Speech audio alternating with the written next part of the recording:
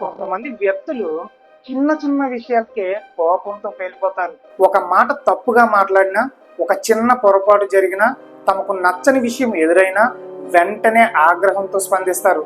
అసలు ఎందుకు కొందరు వెంటనే కోపడతారు? వాళ్ళు నిజంగానే కోపిష్లా, లేక ఆ కోపం వెనుక ఇంకేదైనా కారణం ఉందా? ఇలాంటి విషయాలు ఈ వీడియోలో తెలుసుకుందాం.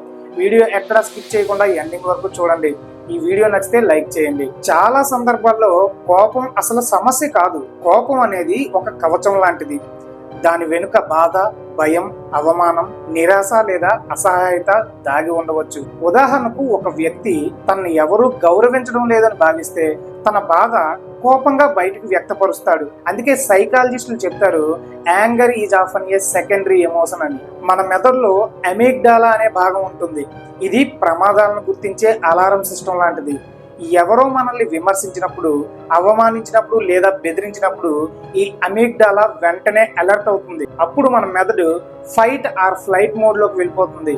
అందుకే మనం అబ్జర్వ్ చేస్తే ఎక్కడైనా గొడవ జరుగుతుంది అనే సందర్భంలో కొంతమంది వ్యక్తులు అక్కడి నుండి దూరంగా వెళ్ళిపోతారు.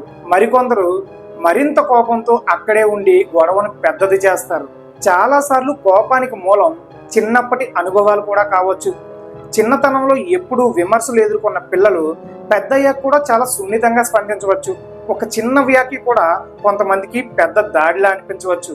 అలాగే కోపంతో ప్రవర్తించే తల్లిదండ్రుల మధ్య పెరిగిన పిల్లలు కోపాన్ని సమస్యలు పరిష్కరించే మార్గంగా నేర్చుకునే అవకాశం కూడా ఉంది. ఈ కోపానికి మరొక ముఖ్య కారణం ఒత్తిడి కూడా కావచ్చు. ఉద్యోగ సమస్యలు, డబ్బు సమస్యలు, ఆరోగ్య సమస్యలు, జీవిత సమస్యలు ఇవన్నీ మనసులో పెరిగిపోవడం వలన చిన్న విషయం కూడా పెద్ద కోపానికి దారితీస్తుంది. నిజానికి కోపం వచ్చిన సందర్భం అసలు కారణం కాకపోవచ్చు. అసలు కారణం చాలా రోజులుగా మనసులో పెరిగిపోయిన ఒత్తిడి కావచ్చు. కోపాన్ని నియంత్రించగలమా? ఖచ్చితంగా నియంత్రించవచ్చు. కానీ కోపం వచ్చిన తర్వాత కాదు, కోపం రాకముందే మనం నియంత్రించాలి. మన భావోద్వేగాలను గుర్తించడం, లోతుగా శ్వాస తీసుకోవడం, వెంటనే స్పందించకుండా కొద్దిసేపు ఆగడం, సమస్యను మరో కోణంలో చూడడం వంటి అలవాట్లు కోపాన్ని తగ్గించడంలో ఉపయోగపడతాయి. గుర్తుంచుకోండి, కోపం ఒక శత్రువు కాదు, అది మన మెదడు పంపించే సందేశం.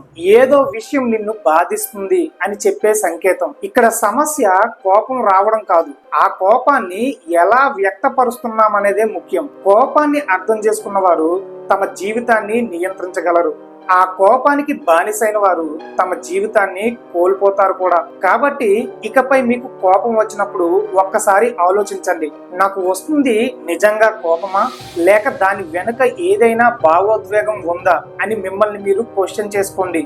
ఆ ఒక్క ప్రశ్న మీ రిలేషన్షిప్ ని, మీ నిర్ణయాలని, మీ జీవితాన్ని కూడా మార్చగలదు. ఈ వీడియో నచ్చిందా? నచ్చితే ఒక లైక్ చేయండి. ఇప్పటి వరకు ఛానల్ని సబ్స్క్రైబ్ చేయకపోతే సబ్స్క్రైబ్ చేయండి. ఈ వీడియోని మీ ఫ్రెండ్స్ అండ్ ఫ్యామిలీతో షేర్ చేయండి. మరొక మంచి కంటెంట్తో మళ్ళీ కలుద్దాం.